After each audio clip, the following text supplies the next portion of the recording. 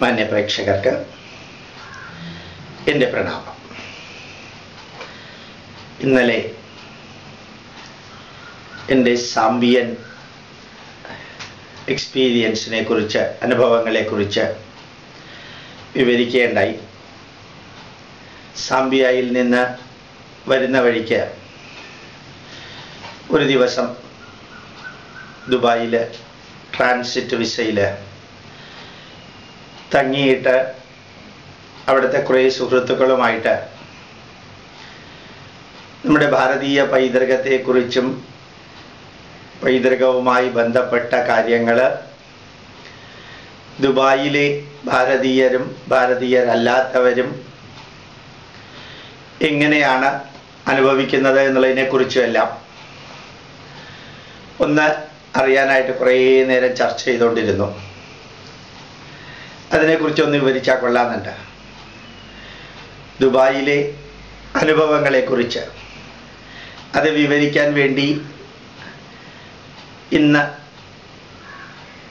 ഇങ്ങനെ ക്യാമറയുടെ മുമ്പിലിരിക്കുമ്പോഴാണ് വേറൊരു പരമ്പരയിൽപ്പെട്ട വാർത്തകൾ ഒരു പത്രത്തിൽ, ഒരു മാഗസീനിൽ കണ്ടത്.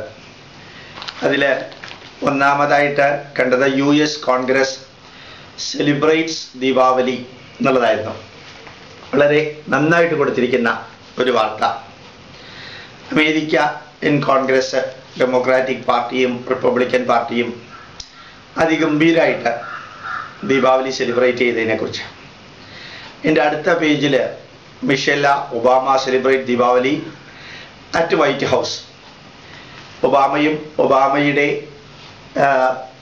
ധർമ്മപത്നിയും ദീപാവലി സെലിബ്രേറ്റ് ചെയ്യുന്നതിനെക്കുറിച്ച് വളരെ ഗംഭീരമായിട്ട്, അവരത്രയും ആഡംബരപൂർവ്വം ആഹ്ലാദപൂർവ്വം സെലിബ്രേറ്റ് ചെയ്യുന്നതിനെക്കുറിച്ച്.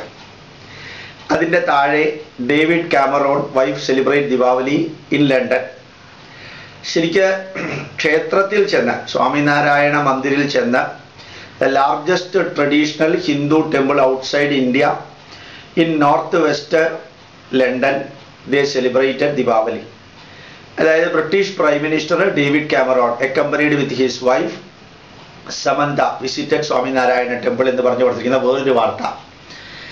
അതായത് ലണ്ടനിൽ ബ്രിട്ടീഷ് പ്രധാനമന്ത്രി അമ്പലത്തിൽ ചെന്ന് ദീപാവലി സെലിബ്രേറ്റ് ചെയ്തത്. അതിൻ്റെ ചുവട്ടിൽ അതിനേക്കാളും രസകരമായിട്ട് Prince Charles and wife Camilla perform the evening Ganga Aarti in Rishikesh എന്ന് പറഞ്ഞ് അത് വളരെ രസമായിട്ട് തോന്നിയിരുന്നു.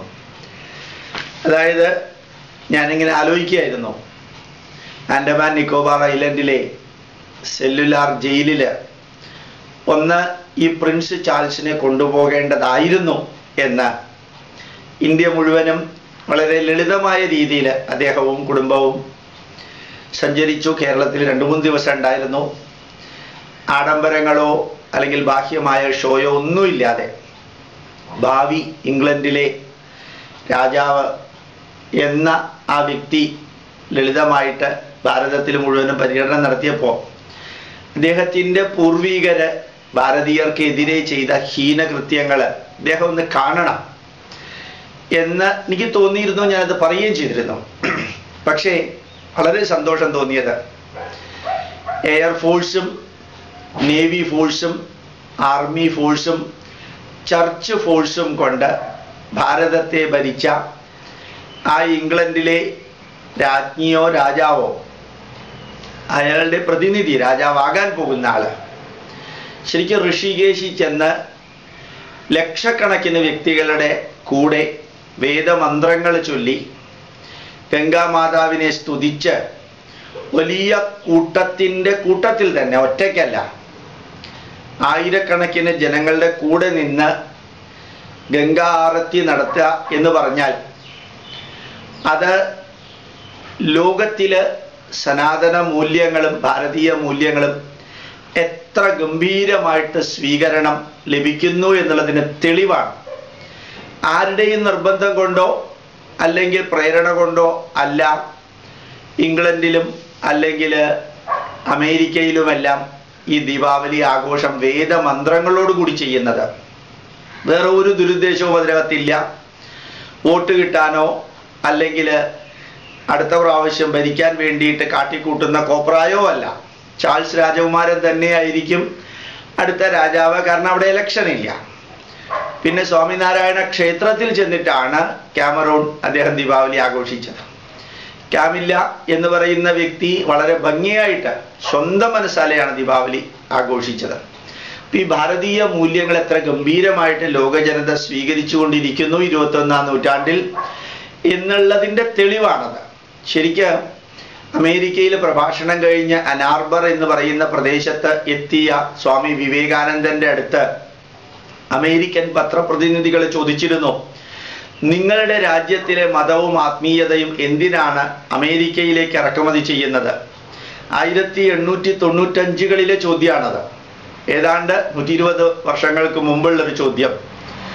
അന്ന് സ്വാമി വിവേകാനന്ദൻ പറഞ്ഞത്, എൻ്റെ പ്രിയപ്പെട്ട സുഹൃത്തുക്കളെ, 20ാം നൂറ്റാണ്ട് നിങ്ങൾ അമേരിക്കക്കാരുടേതാണ്, എന്നാൽ 21ാം നൂറ്റാണ്ട് ഞങ്ങൾ ഭാരതീയരുടേതാണ് എന്ന് അന്ന് പറഞ്ഞ സ്വാമി വിവേകാനന്ദന്റെ വരികൾ അന്വർത്ഥമാക്കിക്കൊണ്ടാണ് ലോകം എമ്പാടുമുള്ള ജനത ഈ ദീപാവലി വളരെ ഭക്തിയാദരപൂർവം വേദമന്ത്രങ്ങളോടുകൂടി കപടമായിട്ടുള്ള രീതിയിലല്ലാതെ ഷോയ്ക്കല്ലാതെ നടത്തിയത് എന്ന് ഈ വാർത്തയിൽ നിന്ന്, ചിത്രസഹിതമുള്ള വാർത്തയിൽ കാണുകയും വായിക്കുകയും ചെയ്തപ്പോൾ സന്തോഷം തോന്നി. അതേപോലൊരു സന്തോഷമായിരുന്നു ഈ സാംബിയയിൽ നിന്ന് തിരിച്ച് ഞാൻ വന്ന് ട്രാൻസിറ്റ് വിസയിൽ ദുബായിൽ ഇറങ്ങിയപ്പോൾ ഉണ്ടായ അനുഭവവും. സന്തോഷം എന്ന് പറഞ്ഞാൽ ഒരു ത്രില്ലിംഗ് എക്സ്പീരിയൻസാണ്. ആ ത്രില്ലിംഗ് എക്സ്പീരിയൻസ് ഉണ്ടാവാൻ കാരണം തന്നെ എൻ്റെ അടുത്ത് വന്ന വ്യക്തികൾ പറയുകയുണ്ടായി, പണ്ട് 1994-95 കാലയളവിൽ ഏതാണ്ട് ഒരു 18-20 വർഷങ്ങൾക്ക് മുൻപ് ഒരു വ്യക്തി ശ്രീപത്മനാഭ സ്വാമിയുടെ ഒരു ഫോട്ടോ ഫ്രെയിം ചെയ്യാൻ ഒരു സ്റ്റുഡിയോയിൽ ദുബായിൽ കൊടുത്തപ്പോൾ അയാൾ അത് ഫ്രെയിം ചെയ്ത് കൊടുത്തില്ല. ബാക്കിയുള്ളതെല്ലാം ക്ലീൻ ചെയ്ത് ഫ്രെയിം ചെയ്ത് കൊടുത്തു, ഇത് മാത്രം ഫ്രെയിം ചെയ്ത് കൊടുത്തില്ല. അപ്പോൾ ഇയാൾ ചോദിച്ചു അത്ര, അതുകൊണ്ട് എന്തുകൊണ്ട് പത്മനാഭസ്വാമിയുടെ ആ ചിത്രം ഫ്രെയിം ചെയ്ത് തന്നില്ല എന്ന്. അപ്പോൾ അയാൾ മറുപടി പറഞ്ഞത്, സ്റ്റുഡിയോക്കാരൻ മറുപടി പറഞ്ഞത്, അത് ഞാനിവിടെ സൂക്ഷിച്ചു വെക്കുകയോ അത് ഫ്രെയിം ചെയ്ത് നിങ്ങൾക്ക് തരികയോ ചെയ്താൽ ഞാൻ ജയിലിൽ പോവേണ്ടി വരും. അതാണ് ദുബായിലെ മതനിയമം. അത് കാരണം ഒന്നുകിൽ നിങ്ങൾ സീക്രട്ടായിട്ട് കൊണ്ടുപോവുക, അല്ലെങ്കിൽ ഇതുമാതിരിയുള്ള ചിത്രങ്ങൾ ഇങ്ങോട്ട് തരാതിരിക്കുക. അയാളൊരു ഹിന്ദു ആയിരുന്നു, സ്റ്റുഡിയോയുടെ ഉടമസ്ഥൻ. എന്നിട്ടും അയാൾ പറഞ്ഞത് അങ്ങനെയാണ്. എന്നിട്ട് എന്നോട് മിനിഞ്ഞാന്ന് ദുബായിൽ കണ്ട വ്യക്തി പറഞ്ഞത്, ഇന്ന് ദുബായിലുള്ള ക്ഷേത്രത്തിൻ്റെ മുമ്പിൽ 10,000-കണക്കിന് വിഗ്രഹങ്ങളും 10,000-കണക്കിന് ചിത്രങ്ങളും ശബരിമലയിലേക്ക് പോകാനുള്ള മാലയും കറുത്ത മുണ്ടും എന്ന് വേണ്ട ശാലഗ്രാമം മുതൽക്ക് സർവ്വതും വിൽക്കുന്നതിൽ കുറേ അധികം കച്ചവടക്കാർ മുസ്ലിങ്ങളും ഇറാനികളുമാണ്. അത് സർവതന്ത്ര സ്വതന്ത്രമായിട്ടാണ് വിൽക്കുന്നത്. ആ ദുബായിലെ അമ്പലത്തിൻ്റെ അടുത്ത് തന്നെ ഒരു മസ്ജിദുണ്ട്. ആ മസ്ജിദിന് ചുറ്റും ഇതുമാതിരിയുള്ള അയ്യപ്പ വിഗ്രഹങ്ങളും ഹിന്ദു ദേവതാ വിഗ്രഹങ്ങളുമാണ് വിൽക്കുന്നത്. പോലീസുകാരെല്ലാം അത് കണ്ടുകൊണ്ടിരിക്കുക തന്നെ 24 മണിക്കൂറും തിരുതകൃതിയായിട്ട് കച്ചവടം നടത്തുന്നു. എന്നിട്ട് അദ്ദേഹം പറഞ്ഞു, 1000-കണക്കിന് വ്യക്തികൾ എന്ന് പറയുന്നത് ശരിയല്ല. 25,000 26,000 വ്യക്തികളാണ് അയ്യപ്പൻ വിളക്കിൻ്റെ ആ പേരിൽ ഈ മണ്ഡലക്കാലത്ത് ഓരോ സ്കൂളുകളിലും അസംബ്ലി ചെയ്ത് ഭജന പാടി നല്ല ഗംഭീരമായിട്ട് ഒത്തുചേരുന്നത്. അത്ഭുതകരവും സന്തോഷകരവും എന്നാൽ ചിലർക്ക് ദുഃഖകരവുമായിട്ടുള്ള ഒരു വാർത്ത കൂടി അയാൾ പറയേണ്ടായി. കഴിഞ്ഞ വർഷം അയ്യപ്പ പൂജ നടത്തിയ സംഘടന 2ആയിട്ട് പിരിയുക, അല്ലെങ്കിൽ 3ആയിട്ട് പിരിയുക. എന്നിട്ട് 3 പേരും അയ്യപ്പ പൂജ നടത്തുക, അയ്യപ്പ വിളക്ക് നടത്തുക. എനിക്ക് വളരെ സന്തോഷം തോന്നിയതാണ്. കേരള കോൺഗ്രസ് മാതിരിയാണ്, സ്പ്ലിറ്റ് ആകുന്നതിനനുസരിച്ച് വളരണം. അങ്ങനെയാ ക്രിസ്ത്യാനികളും വളരുക. കാത്തലിക് ക്രിസ്ത്യൻ, മാർത്തോമാ സഭ, ജാക്കോബൈറ്റ്, സിറിയൻ കത്തോലിക്കര്, seventh day adventist, Pentecost, Ceylon Pentecost, അങ്ങനെ 145 വിഭാഗക്കാരിങ്ങനെ സ്പ്ലിറ്റായിട്ട് വളർന്നുകൊണ്ടിരിക്കുക. ഓരോരുത്തർക്കും അവരവരുടേതായിട്ടുള്ള പള്ളി ഒരേ റോഡിൽ തന്നെ ഉണ്ടാവും. അങ്ങനെയാണ് അവർ വളരുക. അപ്പം എനിക്ക് അമീബയെ പോലെ ഏതാണ്ട് തരക്കേടില്ലാത്തൊരു വളർച്ചയാണ് അയ്യപ്പൻ വിളക്കിനും ദുബായിൽ നടക്കുന്നത് എന്ന് തോന്നിയതിൽ സന്തോഷമുണ്ട്, എന്നറിയാൻ സാധിച്ചതിൽ സന്തോഷമുണ്ട്. കാരണം എന്താണെന്ന് വെച്ചാൽ ചൊവ്വാഴ്ച അയ്യപ്പൻ വിളക്ക് നടത്തുന്ന ഹിന്ദു വിഭാഗക്കാരുണ്ട്. അതിൽ പങ്കെടുക്കാൻ പറ്റാത്തവർക്ക് വ്യാഴാഴ്ച നടത്തുന്നതിൽ പങ്കെടുക്കാം. അങ്ങനെ അയ്യപ്പൻ വിളക്ക് കലിയുഗ വരദനായിട്ടുള്ള അയ്യപ്പൻ ആത്മീയത കൂടുതലോ കുറവോ വേണ്ടതാണോ വേണ്ടാത്തതാണോ അതിലേക്കൊന്നും ഞാൻ കടക്കണില്ല. ആ പേരില് ഹിന്ദു ധർമ്മത്തിൻ്റെ അനുശാസകര് മണിക്കൂറുകളോളം ഒരുമിച്ച് ചേരുക. റോട്ടിൽ അത്രയും വാഹനങ്ങൾ ഉണ്ടാവാം. അത് മുഴുവനും പോലീസ് മൗന അനുവാദം കൊടുക്കുക. ഒരു തരത്തിലും എതിർക്കാതെ ഭംഗിയായിട്ട് അത് നടത്താൻ അനുവദിക്കുക. ഷെയ്ഖിൻ്റെ വീടിൻ്റെ മുമ്പിൽ പോലും ഈ ഹിന്ദുക്കളുടെ കാറ് നിറഞ്ഞപ്പോൾ തൊട്ട് അടുത്തുള്ള ഹാളിൽ അയ്യപ്പൻ വിളക്ക് സ്കൂളിൽ അയ്യപ്പൻ വിളക്ക് നടക്കുമ്പോൾ ഷെയ്ഖിൻ്റെ വീട്ടിലെ CID വന്ന് പറഞ്ഞു അത്രേ മുമ്പിലുള്ള കാറൊന്ന് മാറ്റണം എന്ന്. അപ്പോൾ അയ്യപ്പൻ വിളക്കിൻ്റെ സംഘാടകർ ചോദിച്ചു അത്രേ ഈ അയ്യപ്പൻ വിളക്ക് പൂജ നടത്തുന്നത് നിർത്തണമെന്ന്. അപ്പോൾ CID പറഞ്ഞു അതിൻ്റെ ആവശ്യമൊന്നുമില്ല, ഭംഗിയായിട്ട് പൂജയൊക്കെ നടത്തിയിട്ട് അതെല്ലാം കഴിഞ്ഞതിന് ശേഷം നിർത്തിയാൽ മതി, ഈ കാറ് മാത്രം മാറ്റിയാൽ മതി, VIP-യുടെ വീടിൻ്റെ മുമ്പിൽ ഇത്രയും കാറ് വേണ്ട. അപ്പോൾ ശാന്തമായിട്ടുള്ളൊരു ഇൻഫർമേഷനാണ്. അങ്ങനെ സ്വാമിനാരായണ ക്ഷേത്രത്തിലെ വ്യക്തികൾ നടത്തുന്ന പൂജകൾ റോട്ടിലൂടെ 10,000ങ്ങളുടെ പ്രൊസഷനാണ് നടത്തുക.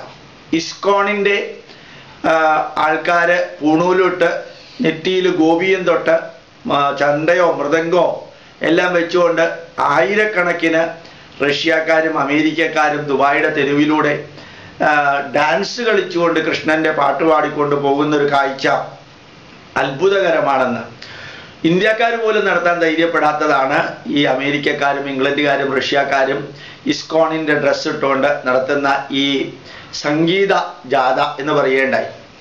ആയിരക്കണക്കിന് വ്യക്തികൾ ഇസ്കോണിലെ പ്രവർത്തകര് നടത്തുന്ന പ്രവചനത്തിന് ഡിസ്കോഴ്സിന് പങ്കെടുക്കാറുണ്ട്. അമേരിക്കക്കാരും റഷ്യക്കാരുമാണ് ഭഗവത്ഗീത വിവരിച്ചു കൊടുക്കുന്നത്. കേൾക്കാൻ ഭൂരിഭാഗവും ഇന്ത്യക്കാരാണ്. ഞാൻ പെട്ടെന്ന് ആലോചിച്ചത് ഭാരതീയ വിചാര കേന്ദ്രത്തിൻ്റെ ഡയറക്ടറായ പരമേശ്വർജി ഒരു 10 വർഷം മുമ്പ് പറയേണ്ടായി, ഇംഗ്ലീഷുകാരും അമേരിക്കക്കാരോ മറ്റ് രാജ്യക്കാരോ ഇന്ത്യക്കാരെ ഭാരതീയ പൈതൃകം പഠിപ്പിക്കുന്ന ഒരു കാലം ഉണ്ടാവും എന്ന് അദ്ദേഹം പറഞ്ഞ ഞാൻ ഓർക്കുന്നു. ഈ ദുബായിൽ കേട്ടതും അതുതന്നെയാണ്. അമേരിക്കക്കാരും ഇംഗ്ലണ്ടുകാരും ജർമ്മൻകാരുമാണ് ഭഗവത്ഗീതയും ഭാഗവതവും ദുബായിൽ വിവരിക്കുന്നത്, കേൾക്കാൻ ഇന്ത്യക്കാരും. അപ്പോഴും ഒരു സന്തോഷമുണ്ട്. വ്യത്യാസമില്ലാതെ പറയാനും വ്യത്യാസമില്ലാതെ കേൾക്കാനും ഒരു മനോഭാവം ഇന്ത്യക്കാർക്കും ഇന്ത്യക്കാരല്ലാത്തവർക്കും ഉണ്ടായി എന്നുള്ളതിൽ വളരെയധികം സന്തോഷം തോന്നുന്ന വാർത്തയായിരുന്നു. അത് മാത്രമല്ല, അവിടുത്തെ ഗുരുദ്വാര ഉദ്ഘാടനം ചെയ്തത് ഷെയ്ഖായിരുന്നു. അപ്പൊ ഷെയ്ഖ് വന്നിട്ട് ഗുരുദ്വാര ഉദ്ഘാടനം ചെയ്യാം. ബൈബിളിലും ഖുറാനിലും പറഞ്ഞിരിക്കുന്നത് യഹോവ അല്ലാതെ മറ്റൊരു ദൈവത്തെ നീ ആരാധിച്ചാൽ 4 തലമുറ ഞാൻ ദണ്ഡിപ്പിക്കുന്ന പറഞ്ഞിരിക്കുന്നത്. അതിൻ്റെ മറ്റൊരു രൂപമാണ് ഖുറാനിൽ പറഞ്ഞിരിക്കുന്നത്. അപ്പോൾ ദുബായിലെ ഷെയ്ഖ് തന്നെ വന്ന് ഒരു ഗുരുദ്വാര ഭക്തിയാദരപൂർവം ഉദ്ഘാടനം ചെയ്യാം. മറ്റൊരു ദേവതാ സങ്കല്പമാണ്, അത് സ്വീകരിക്കാൻ അവർക്ക് വിഷമമുണ്ടായില്ല. റംസാൻ മാസത്തിൽ ഇപ്പോൾ ദുബായിലും ദുബായിക്ക് ചുറ്റുമുള്ള സ്ഥലങ്ങളിലും കാണുകയും കേൾക്കുകയും ചെയ്യുന്നത് 5 സ്റ്റാർ ഹോട്ടലിൽ ഭക്ഷണമുണ്ട്, ഇന്ത്യൻ ഹോട്ടലുകളിൽ ഭക്ഷണമുണ്ട്. അതൊന്നും തടയാൻ സാധിക്കില്ല എന്ന് ഷെയ്ഖ് മന്ത്രിസഭ അറിയിച്ചിട്ടുണ്ട്. പക്ഷെ പബ്ലിക്കായിട്ടിരുന്ന് ഭക്ഷണം കഴിക്കരുത്, പബ്ലിക്കായിട്ടിരുന്ന് തിന്ന് മറ്റുള്ളവർക്ക് ഭക്ഷണം കഴിക്കണമെന്ന് തോന്നലുണ്ടാകുന്ന വിധത്തിൽ ഒരു ഡെമോൺസ്ട്രേഷൻ പാടില്ല. അതൊക്കെ വളരെ നല്ലതായിട്ട് എനിക്ക് തോന്നി, വളരെ നന്നായിട്ട് തോന്നി. കാരണം അവനവൻ്റെ മതത്തിൽ നിന്നുകൊണ്ട് മറ്റൊരു മതത്തിന് സ്വാതന്ത്ര്യം കൊടുക്കുന്ന ലെവലിലേക്ക് ദുബായിക്കാര് ഉയർന്നിട്ടുണ്ട്. ഇപ്പൊ ദുബായിലെ മസ്ജിദുകാര് മുസ്ലിം മതപണ്ഡിതന്മാര് ഇതിനെതിർത്തപ്പോൾ അവിടുത്തെ മന്ത്രിമാരും ഷെയ്ഖും പറഞ്ഞത് ഇതായിരുന്നു, ഹോട്ടലിൽ താമസിക്കാനായിട്ട് 5 സ്റ്റാർ ഹോട്ടലിൽ താമസിക്കാനായിട്ട് ദുബായിൽ വരുന്നവര് അവരെന്തിനാണോ വന്നത് അത് ചെയ്യട്ടെ, മദ്യപിക്കാൻ വന്നവർ അവരെന്തിനാണോ വന്നത് അതിന് ചെയ്തോട്ടെ, പ്രാർത്ഥിക്കാൻ വന്നവർ പ്രാർത്ഥിച്ചോട്ടെ, ബിസിനസ്സിന് വന്നവർ ബിസിനസ് ചെയ്യട്ടെ, അവര് നല്ല രീതിയിൽ വിദ്യാഭ്യാസ സ്ഥാപനങ്ങൾ നടത്താൻ വന്നവർ അത് ചെയ്തോട്ടെ. ദുബായിയുടെ ഗേറ്റ് വാതിലുകൾ എല്ലാവർക്കും വേണ്ടി തുറന്നു വെച്ചിരിക്കുകയാണ്. ഒരു മതത്തിൽപ്പെട്ടവർക്ക് മാത്രമല്ല, എല്ലാവർക്കും വേണ്ടി തുറന്നു വെച്ചിരിക്കുകയാണ് എന്ന് അദ്ദേഹം പറഞ്ഞു അത്രേ. അതുകൊണ്ട് വളരെ ഗംഭീരമായിട്ട് ഹൈന്ദവ ആചാരാനുഷ്ഠാനങ്ങൾ നടക്കുന്ന ഒരു സ്ഥലമായി ദുബായ് മാറിയിരിക്കുന്നു. അടുത്ത കാലത്ത് തമിഴരുടെ സ്കന്ദഷഷ്ടിയും ദീപാവലി ആഘോഷത്തില് ദുബായിലെ എല്ലാ മന്ത്രിമാരുടെയും ഷെയ്ഖിൻ്റെയും പേരും നാളും പറഞ്ഞിട്ടായിരുന്നു മഹാസങ്കല്പം ചെയ്തത്. അതെനിക്ക് ചിന്തിക്കാൻ പോലും പറ്റണില്ലായിരുന്നു. മൈക്കിൽ വളരെ ഉറക്കെ ഓരോ മന്ത്രിയുടെയും പേര്, അയാളുടെ നക്ഷത്രം പറഞ്ഞ് അവർക്കും അവർ ഭരിക്കുന്ന രാഷ്ട്രത്തിന് നന്മ വരട്ടെ എന്ന മഹാസങ്കല്പത്തിൽ സംസ്കൃതത്തിൽ വിവരിക്കാൻ പാകത്തിന് വേദപണ്ഡിതന്മാര്, ഭാരതീയരായ വേദപണ്ഡിതന്മാര് ഈ ദുബായിൽ ഇത്രയും ഉയർന്ന ലെവലിലേക്ക് എത്തുക, ഇതാണ് ശരിക്ക് വേണ്ടത് എന്ന് ഹൃദയപൂർവ്വം പറയുകയാണ്. ആ നാട്ടിലെ ഭരണാധികാരികൾക്ക് നന്മ വരണം. കാരണം നമ്മൾ ഹിന്ദുക്കള് ദുബായിൽ ചെല്ലുന്നത് ശരിക്കും ജീവിക്കാനുള്ള മാർഗം ഉണ്ടാക്കാനാണ്, പൈസ ഉണ്ടാക്കാൻ തന്നെയാണെന്ന് പറയുന്നതിൽ തെറ്റൊന്നുമില്ല. അങ്ങനെ പോകുന്നവര് ശരിക്ക് ഇസ്ലാം മതത്തിൻ്റെ തീവ്രവാദമോ അല്ലെങ്കിൽ ഇസ്ലാം മതത്തിൻ്റെ നശീകരണത്വമോ ഒന്നും ഇല്ലാതെ നമ്മളെ സഹായിക്കുന്നു, ഹൈന്ദവ ജനതയെ സഹായിക്കുന്നു എങ്കിൽ അതേപോലെ തിരിച്ച് ഒരു ഹിഡൻ അജണ്ടയും ഇല്ലാതെ സഹായിക്കാൻ പാകത്തിനും പ്രാർത്ഥിക്കാൻ പാകത്തിനും അവരെ അനുമോദിക്കാനും അഭിനന്ദിക്കാനും പാകത്തിന് ഹൈന്ദവ ജനത വളരുക വളരെ ഗംഭീരമായിട്ട് തോന്നിയതാണ്. അവിടുത്തെ വിദ്യാഭ്യാസ മന്ത്രിയുണ്ട് നഹായൻ.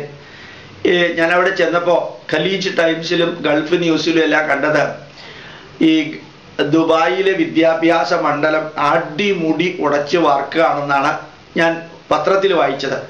എനിക്ക് അത്ഭുതം തോന്നിയത് ഈ അവിടുത്തെ വിദ്യാഭ്യാസ മന്ത്രി നഹായൻ 2-3 പ്രാവശ്യം സായിബാബയുടെ അവിടെ വന്ന് 2-3 ദിവസം താമസിച്ചിട്ടുണ്ട്. പുട്ടപർത്തിയിൽ വന്ന് സായിബാബയുടെ കൂട്ടത്തിൽ അവിടെ താമസിച്ചിട്ടുണ്ട്. വളരെ ലിവിങ് ഗോഡാണ് സായിബാബ എന്ന് പറഞ്ഞിട്ടുണ്ട്.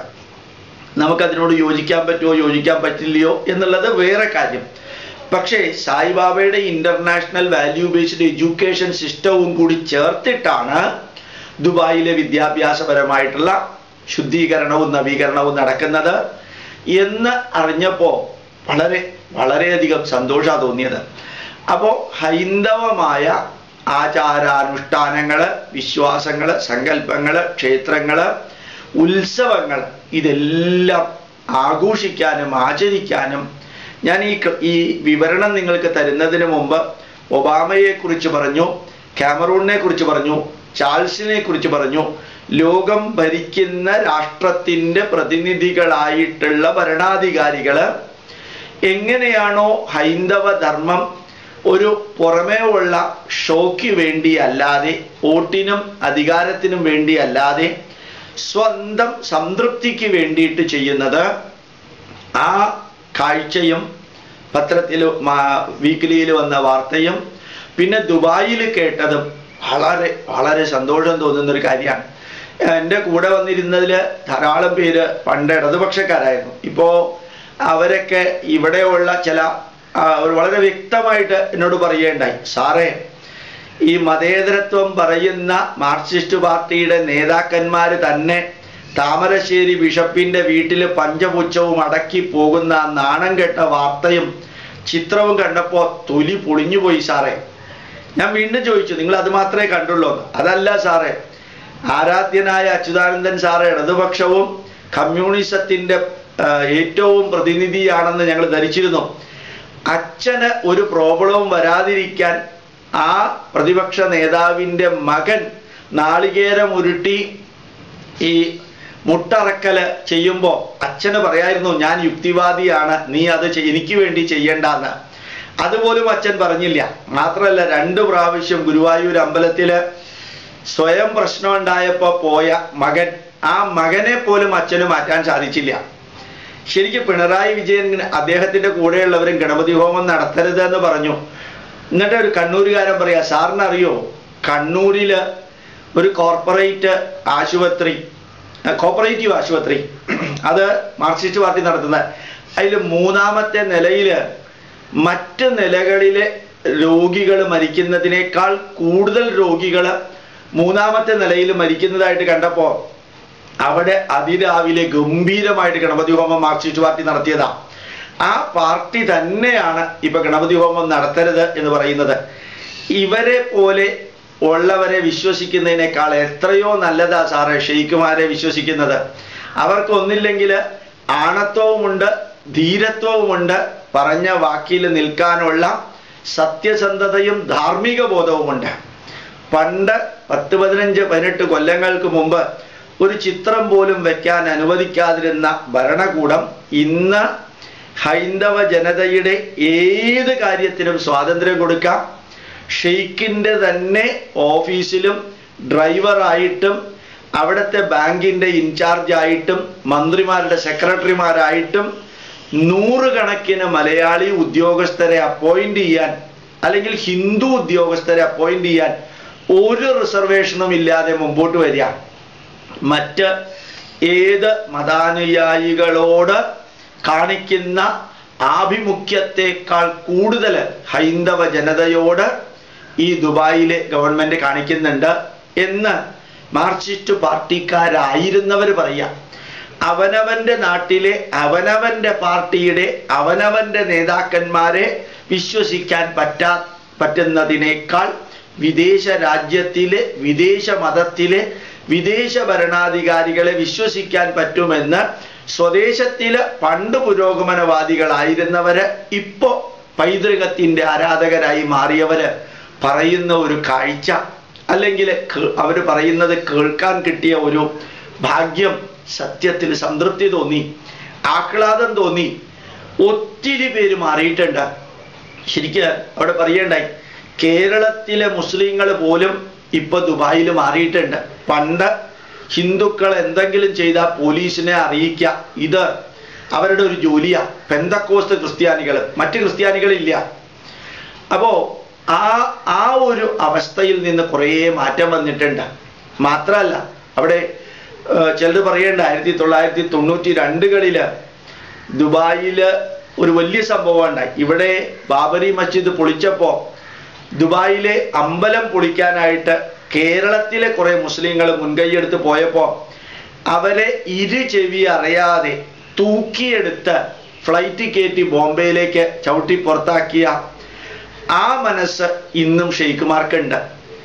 അവർ ചെയ്തത് അവിടത്തെ മതസൗഹാർദ്ദം തകർക്കാനായിട്ട് അനുവദിക്കില്ല. ഇന്ത്യയിൽ ബാബരി മസ്ജിദ് പൊളിച്ചിട്ടുണ്ടെങ്കിൽ നിങ്ങൾ ഇന്ത്യയിൽ പോയിട്ട് എന്ത് വേണമെങ്കിൽ ചെയ്തോ, അല്ലാണ്ട് ഇന്ത്യയിൽ നടന്ന സംഭവത്തിന് ദുബായിലെ ക്ഷേത്രം പൊളിക്കാൻ അനുവദിക്കില്ല എന്ന് പറഞ്ഞ ആ ഷെയ്ഖിന്റെ കുടുംബാംഗങ്ങളും അല്ലെങ്കിൽ മന്ത്രിമാരും ചെയ്യുന്ന ആ നന്മകൾ ആസ്വദിക്കാൻ യോഗ്യതയുള്ള ഒരു കാലഘട്ടത്തിലേക്ക് ഹൈന്ദവ ജനത വളർന്നു വന്നിരിക്കുന്നു.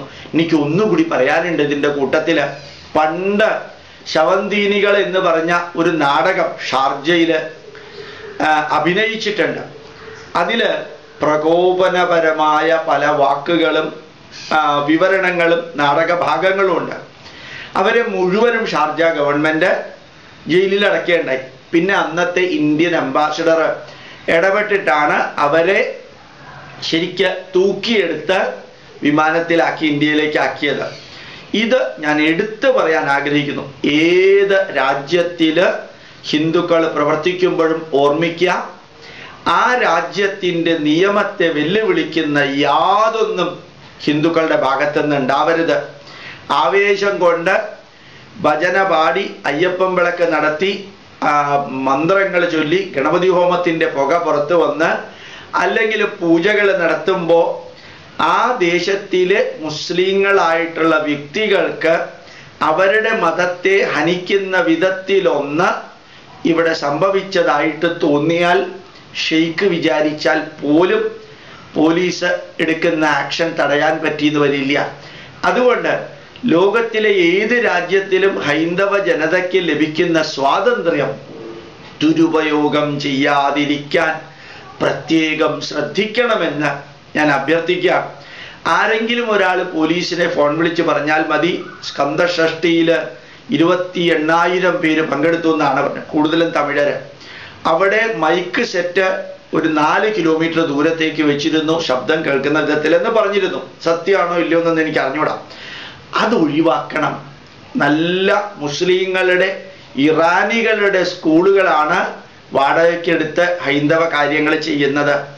അത് നിയമവിരുദ്ധമായിട്ട് ഗവൺമെന്റ് ആക്ഷൻ എടുത്താൽ ആ സ്കൂള് പിന്നീട് ഹിന്ദുക്കൾക്ക് ലഭിക്കാൻ ബുദ്ധിമുട്ട് വരുന്നൊരവസ്ഥയുണ്ടാവും. നമുക്ക് ഏതെങ്കിലും സ്വാതന്ത്ര്യം ഏതെങ്കിലും രാജ്യത്ത് കിട്ടുകയാണെങ്കിൽ അത് നമ്മളുടെ ഐക്യത്തിൻ്റെയും നന്മയുടെയും അല്ലെങ്കിൽ നശീകരണമില്ലായ്മയുടെയും തുറന്ന മനസ്സിൻ്റെയും ഡെഡിക്കേഷൻ്റെയും ഡിവോഷൻ്റെയും സിൻസിയറിറ്റിയുടെയും റിസൾട്ടും റിവാർഡുമാണ് എന്ന് ഓർമ്മിക്കാനും അതാത് രാജ്യത്തിലെ നിയമം വയലേറ്റ് ചെയ്യപ്പെടാതിരിക്കാൻ ശ്രദ്ധിക്കേണ്ടതിനും ഒരു കാരണവശാലും ഒരു രാജ്യത്തും പ്രശ്നമുണ്ടാക്കുന്നവരല്ല ഹിന്ദുക്കള് എന്ന ആ ഉത്തമ ബോധ്യം ഡൈല്യൂട്ടഡ് ആവാതിരിക്കാനും ശ്രദ്ധിക്കേണ്ടത് നമ്മളാണ്. ഒരു ഏതെങ്കിലും ആവേശത്തിൻ്റെ പുറത്ത് ഒരു സിനിമാ നടനെയോ സിനിമാ നടിയെയോ സിനിമാ പ്രോഗ്രാമോ നടത്തുന്ന മാതിരിയല്ല മുസ്ലിം രാജ്യങ്ങളിൽ ഹൈന്ദവ മതാനുഷ്ഠാനങ്ങൾ നടത്തുന്നത്. 40,000 50,000 പേര് പങ്കെടുക്കുന്ന സിനിമ അഭിനേതാക്കന്മാരുടെ പരിപാടി മതവുമായിട്ട് ബന്ധമുള്ളതല്ല. അതിൽ ആൾക്കാർ വരാം, കാശ് വാരുന്നവരുണ്ടാവാം, കാശ് കൊടുക്കുന്നവരുണ്ടാവാം. പക്ഷേ അയ്യപ്പൻ വിളക്കായാലും അല്ലെങ്കിൽ മലയാള മാസത്തിലെ പ്രാർത്ഥനയായാലും ആഴ്ചയിൽ ഒരിക്കൽ നടത്തുന്ന ഒത്തുചേരലാണെങ്കിലും അല്ലെങ്കിൽ ഡിസ്കോഴ്സുകളാണെങ്കിലും ഓർമ്മിക്കുക, അതാത് രാഷ്ട്രത്തിൻ്റെ നിയമാവലികൾ ലംഘിക്കുന്ന ഒന്നും തന്നെ ആവേശം കൊണ്ടോ പ്രദർശനത്തിന് വേണ്ടിയോ അല്ലെങ്കിൽ ആളാവാനോ ചെയ്യരുത് എന്ന് പ്രത്യേകം ഓർമ്മിപ്പിക്കുന്നു. മാത്രമല്ല, പലപ്പോഴും മുസ്ലിങ്ങളും ക്രിസ്ത്യാനികളും ആയിരിക്കില്ല പ്രശ്നം ഉണ്ടാക്കുന്നത്, അല്ലെങ്കിൽ അവരെ സ്ക്രൂ ചെയ്ത് ഇവിടുത്തെ പുരോഗമനവാദികളാണ് പ്രശ്നം ഉണ്ടാക്കുന്നത് എന്ന് നിങ്ങൾക്ക് എല്ലാവർക്കും അറിയാം. ഹിന്ദുക്കൾ തന്നെയാണ്, അല്ലെങ്കിൽ ഒരു വിഭാഗത്തിൽപ്പെടുന്ന രാഷ്ട്രീയ ഹിന്ദുക്കളാണ് യഥാർത്ഥ ഹിന്ദുക്കളെ അവഹേളിക്കുന്നത് എന്നുകൂടി ഓർമ്മിക്കുക. മാത്രമല്ല, നമ്മുടെ മംഗൾയാൻ ചൊവ്വയിലേക്കുള്ള പ്രയാണം വളരെ ഭംഗിയായിട്ട് മുമ്പോട്ട് പോകുമ്പോൾ ISROയിലെ ചെയർമാൻ ഡോക്ടർ രാധാകൃഷ്ണൻ ഒരു ചെറിയ റോക്കറ്റ് മോഡല് തിരുപ്പതിയിൽ വഴിപാടിന് കൊടുത്തത് എതിർത്തത് ക്രിസ്ത്യാനികളും മുസ്ലിങ്ങളും അല്ല, ഈ പുരോഗമനവാദികൾ എന്ന് പറയുന്ന കുറേ വ്യക്തികളാണ് എന്ന് ഓർമ്മിക്കാം. ഇവരുടെ വീട്ടിലെല്ലാം പൂജ നടത്തുന്നുണ്ട്. പിണറായി വിജയന്റെയും അച്യുതാനന്ദന്റെയും എല്ലാം. ഇന്നലെ തോമസ് ഐസക് പഴയ ധനകാര്യമന്ത്രി പറയുന്നത് കേട്ടു, പള്ളിയുമായിട്ടുള്ള അകലം കുറയ്ക്കാനാണ് മാർക്സിസ്റ്റ് പാർട്ടി ഇനി ശ്രമിക്കുന്നതെന്ന്. അപ്പൊ അമ്പലവുമായിട്ടുള്ള അകലം കൂടിയാലും കുഴപ്പമില്ല, അമ്പലത്തിലേക്ക് പോകരുത്, ഗണപതി ഹോമം നടത്തരുതെന്നേ ഉള്ളൂ. ദേവസ്വം ബോർഡിൽ അംഗങ്ങളാവാം, അമ്പലത്തിലെ ഭരണാധികാരികളാവാം, കൈയിട്ട് വാരലാവാം, അമ്പലം നശിപ്പിക്കലാവാം. പക്ഷെ ഡോക്ടർ തോമസ് ഐസക് എന്ന് പറയുന്ന വ്യക്തി പള്ളിയും അതുപോലെ വിശ്വാസികളും തമ്മിലുള്ള അകലം കുറയ്ക്കാൻ, ഇപ്പൊ എല്ലാവരുടെയും ലക്ഷ്യം ന്യൂനപക്ഷത്തിന്റെ വോട്ടാണ് എന്ന്. ആ ന്യൂനപക്ഷത്തിന്റെ വോട്ട് കിട്ടാൻ വേണ്ടിയിട്ട് പ്രവർത്തിക്കുന്നത് മാത്രമല്ല, ഭൂരിപക്ഷത്തെ അവഹേളിക്കുകയും അവരെ നിരാകരിക്കുകയും അധിക്ഷേപിക്കുകയും ചെയ്യുന്നതിലൂടെ ന്യൂനപക്ഷത്തിന്റെ വോട്ട് കിട്ടും എന്നുള്ള തലതിരിഞ്ഞ ധാരണയുള്ളവരാണ് ദേശത്തിലായാലും വിദേശത്തിലായാലും ഹിന്ദുക്കൾക്കെതിരെ പ്രവർത്തിക്കുന്നത്. അവരെ വിശ്വസിക്കുന്നതിനേക്കാൾ 100 ഇരട്ടി ഷെയ്ഖുമാരെയും ദുബായിലുള്ള മുസ്ലിങ്ങളെയും വിശ്വസിക്കാം. മാത്രമല്ല, ഈ പുരോഗമനവാദികളുടെ സ്ക്രൂ അതിലൂടെയാണ് ഇവിടുത്തെ മുസ്ലിങ്ങള് അല്ലെങ്കിൽ ക്രിസ്ത്യാനികള് വിദേശത്ത് ഹിന്ദുക്കൾക്കെതിരെ പ്രവർത്തിക്കുന്നതെന്നും അവിടെ എൻ്റെ അടുത്ത് വന്നവരിൽ നിന്ന് മനസ്സിലാക്കാൻ സാധിച്ചപ്പോൾ ഒരു തരത്തിൽ എനിക്ക് തോന്നി, നമ്മൾ ഏത് കാര്യം ചെയ്യുമ്പോഴും ശ്രദ്ധയോടുകൂടി ചെയ്യാനും നമുക്ക് ലഭിക്കുന്ന സ്വാതന്ത്ര്യം ദുരുപയോഗം ചെയ്യാതിരിക്കാനും ചില നെഗറ്റീവുകൾ കൂടി ഉണ്ടാവുന്നത് അഭികാമ്യമാണെന്ന് തോന്നി. നെഗറ്റീവുകൾ ഇല്ലാതെ പോകുമ്പോൾ ചിലപ്പോൾ നമ്മൾ നിയന്ത്രണമില്ലാതെ പോയി എന്ന് വരും. അപ്പോൾ ഈ നെഗറ്റീവുകൾ ഒരു പക്ഷേ നന്മ നിറഞ്ഞ രീതിയിൽ ഉപയോഗിക്കാനും ദുബായ് പോലെ ഷാർജയും അതുപോലെ ഒമാനും മറ്റ് രാജ്യങ്ങളിലുമെല്ലാം 69 മുസ്ലിം രാജ്യങ്ങളിലും കാര്യമായ മാറ്റങ്ങൾ വരുന്നുണ്ട്. ക്രിസ്ത്യൻ രാജ്യങ്ങളിൽ അടിമുടി മാറ്റം വരുന്നുണ്ട്. ഭാരതീയ പൈതൃകത്തിനോട് അതിഗംഭീരമായിട്ടുള്ള ഒരു അഭികാമ്യം അവർക്ക് എല്ലായിടത്തും വരുന്നുണ്ട്. അടുത്ത കാലത്ത് കേട്ടത് 25 ദിർഹം വെച്ച് ഹിന്ദു ദേവതമാരുടെ ഫോട്ടോ ഇസ്കോൺകാര് വിൽക്കാൻ വെച്ചത് 15 മിനിറ്റ് കൊണ്ട് തീർന്നു എന്നാണ് പറയുന്നത്. അവർ കണ്ടെയ്നറിലാണ് ഭഗവത്ഗീത ലോകമെമ്പാടും എത്തിക്കുന്നത്, പല പല ഭാഷകളിൽ. ഇതൊക്കെ കേട്ടപ്പോൾ നിങ്ങളൊരു പക്ഷേ ക്രിസ്ത്യാനിയോ മുസ്ലിമോ ഹിന്ദുവോ ആരുമാവട്ടെ, ഈ നാടിൻ്റെ പൈതൃകത്തോട് ബഹുമാനവും ആദരവും ഉള്ളവരാണെങ്കിൽ അതിൽ കുറച്ചെങ്കിലും സന്തോഷം ഉണ്ടാവുമെന്ന് എനിക്ക് തോന്നുന്നത്. ഒരുപക്ഷെ എനിക്കുണ്ടാവുന്ന അത്രയും സന്തോഷം നിങ്ങൾക്ക് ഉണ്ടാവില്ല. എന്നാലും ഒരു 10,000 വർഷത്തെ ഭാരതീയ പൈതൃകം ഇന്ന് 21ാം നൂറ്റാണ്ടിൽ ലോകത്തിലെ ഭരണാധികാരികളും ചിന്തകരും പണ്ഡിതരും ശാസ്ത്രജ്ഞന്മാരും 2 കൈയും നീട്ടി സ്വീകരിച്ചു കൊണ്ടിരിക്കുന്ന ഒരു കാലഘട്ടത്തിൽ ജീവിക്കാൻ ഭാഗ്യം കിട്ടിയ നമുക്ക് പ്രാർത്ഥിക്കാം. ഇനിയും ഒരു 10 ജന്മമുണ്ടെങ്കിൽ ആ 10 ജന്മവും പരമപവിത്രമായ ഭാരതത്തിൻ്റെ മകനായി ഭാരതത്തിൻ്റെ മകളായി ജനിക്കാൻ അനുഗ്രഹിക്കണമേ ജഗദീശ്വര എന്ന് പ്രാർത്ഥിച്ച്, നിങ്ങൾ ലോകത്തിലെ എവിടെ പ്രവർത്തിക്കുന്നവരാണെങ്കിലും, ഹിന്ദു ആയാലും ക്രിസ്ത്യാനി ആയാലും മുസ്ലിം ആയാലും, ഭാരതത്തിൻ്റെ അംബാസിഡറായി ഭാരതീയ നന്മയുടെ പ്രചാരകരായിട്ട് തീരാൻ ജഗദീശ്വരനും ഭാരതമാതാവും നിങ്ങളെ അനുഗ്രഹിക്കട്ടെ എന്ന് പ്രാർത്ഥിക്കുന്നു. പ്രണാമം, നമസ്കാരം.